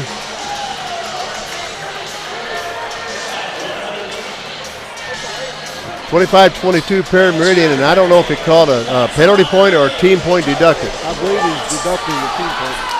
To get a penalty like that after the match is over, I don't think Freeman and Cotty are going to be writing love letters to each other anytime soon. This is Haggerty.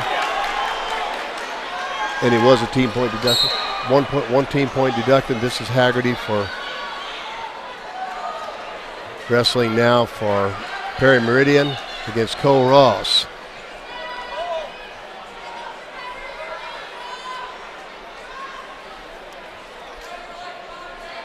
Haggerty took third last week in the Marion County tournament. And Ross won the tournament in Michigan. And Ross made it to state last year as a freshman at 106. And Ross is a very good, strong wrestler. Nice double leg there to pick up the first 2 points of the match, get on the scoreboard. Look how tight Ross is riding. Now he cuts him. Ross is a big 113-pounder.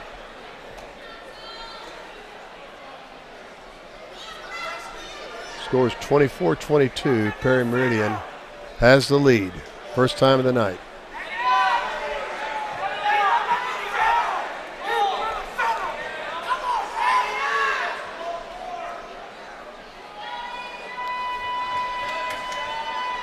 Attempt by Ross. Nice job. Well countered there. Nice job by Haggerty. Fight out of that.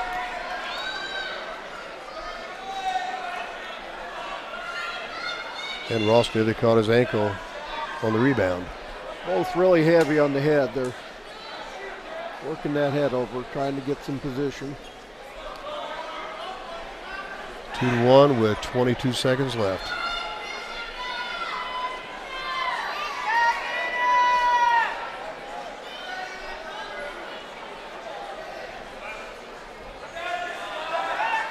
Nice snap down by Ross. Spin around the opposite direction. Got to finish the deal. He only got 4 seconds.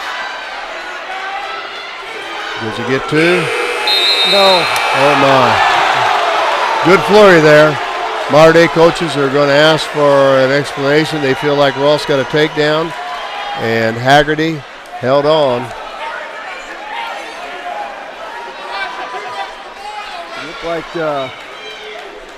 Looked like Ross was able to secure that, hook that ankle simultaneously with the buzzer. That's a tough call. That could have gone either way. Yeah. 2-1 score. Ross is down. Little toss off. Caught the ankle, shoelaces, tossing him off. Now here comes situation. Ross is scrambling out. Nice. Good movement by Ross.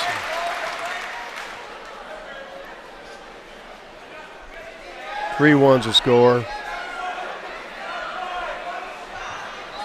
Ross got good position on the mat. And he looks really poised. Warning for stalling on Haggerty.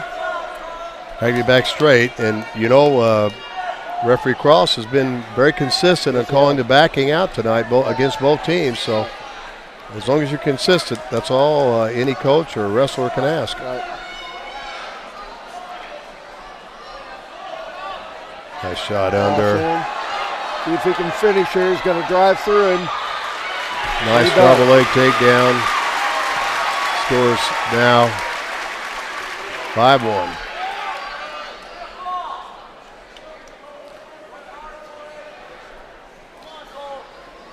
Ross throws a leg in. Both legs in.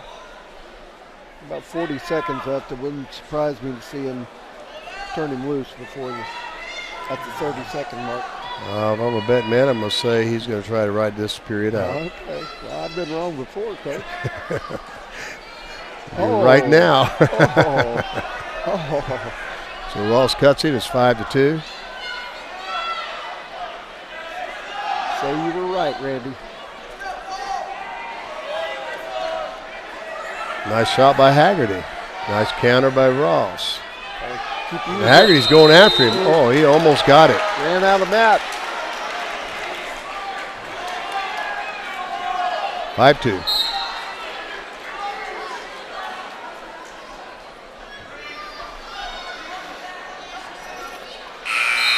Give Haggerty credit for going after him. Right. They very nearly got the takedown.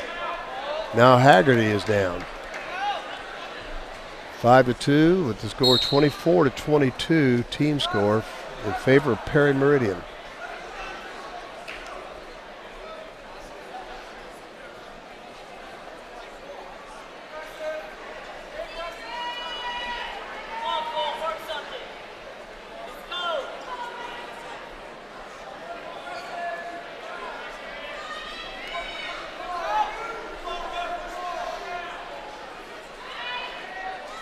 We're in the second last match of the evening. Scores 24-22. So it's turned out to be a great meet tonight, regardless of the outcome. As advertised. It's what you're supposed to get when you wrestle. You got two top 5 teams going at each other.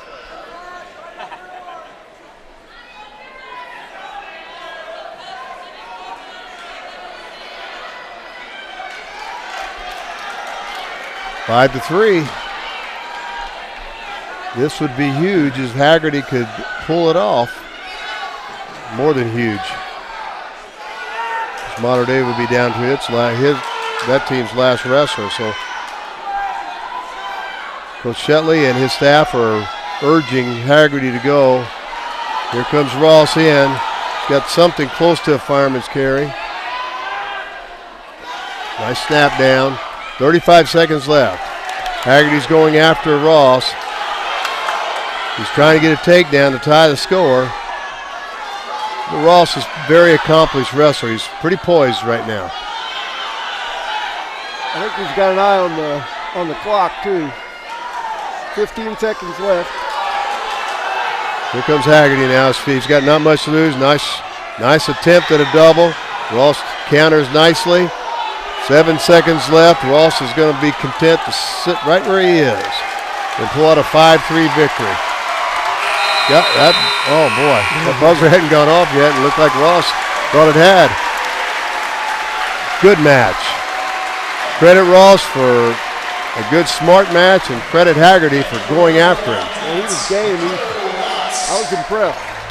Okay, it's 25-24, so it comes down to the very final match to determine a winner. And I think Mater Dei is pretty happy with who they're putting on the mat right now. Blake Borman finished third in the state last year at 113. And he's a very accomplished wrestler, has been. He's been in these situations before. And he wrestled last year in the state finals with a torn meniscus. Had surgery the day after. And this is Manny Venegas. Is wrestling for Perry Meridian. Venegas is 12-3. He's a senior, and he's going to have a very top-rated, very outstanding sophomore in Borman. Borman takes him feet to back. Looks like he's going to pick up a moonsault. I think he count one count on it. Okay. Blake Borman cuts him already, so now it's 2-1. He gives him the escape. And Borman is fun to watch. He is so quick. I think looking for a Turk here. He's got a nice takedown. He's got the Turk in. He's going to try to keep the pressure in Venegas' hips. And he's got him on his back. And Coach Schaefer was quite happy when he knew that Borman was going to be the final match of the night if it was close. And there's the pin. Well, 31-24. Mater Dei now has won 6 of the 9 matches of the 2 where they've had dual meets. Congratulations, Coach Schaefer and Jeremy Gable, Zeke Zintafer, Nathan Parkinson and their staff, and congratulations to Perry Meridian, Coach Shatley and his staff for coming down. What a great show. And good sports after it's over, too.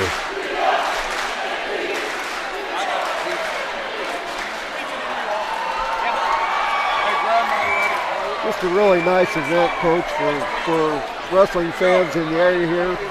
Nice for the folks that made the drive down from the Indy area. Certainly was, and for anyone who watched on IndianaMat, YouTube or Facebook, they got a show tonight, and some coaches probably got a pretty good scouting report, I'd say. Well, there is that. Yeah, next year this will be wrestled, this dual meet will be wrestled at Perry Meridian. So it's a 2-year deal. That's good for both programs, and it's going to be more excitement, I think, next year. Mater Dei's pretty young. Perry's got a lot of youth as well. So a lot of these guys maybe will have, with all the people returning, some rematches, and they might see each other easily at the Coaches State Championship in about a week at Huntington North, January the 5th, I think it I is. believe you're right, Coach. Yeah, these guys might see each other a couple times. You know, Yeah. both team-wise and individually. So this is Mater Dei's got the first scalp, but it's not the end of the story by any means. Well, a match like this kind of gets the blood flowing a little, because this is what high school wrestling dual meets should be like. 2 top-ranked wrestling teams, 2 top-ranked coaches, and very many top-ranked wrestlers individually, and they came out and put on a show tonight. It was a good match. I just want to thank IndianaMat again and Craig for coming down and running this on live stream, and another great show for Indiana Wrestling by IndianaMat. We're very fortunate. Thanks to all the listeners and viewers for following us this evening. Hope you enjoyed the show.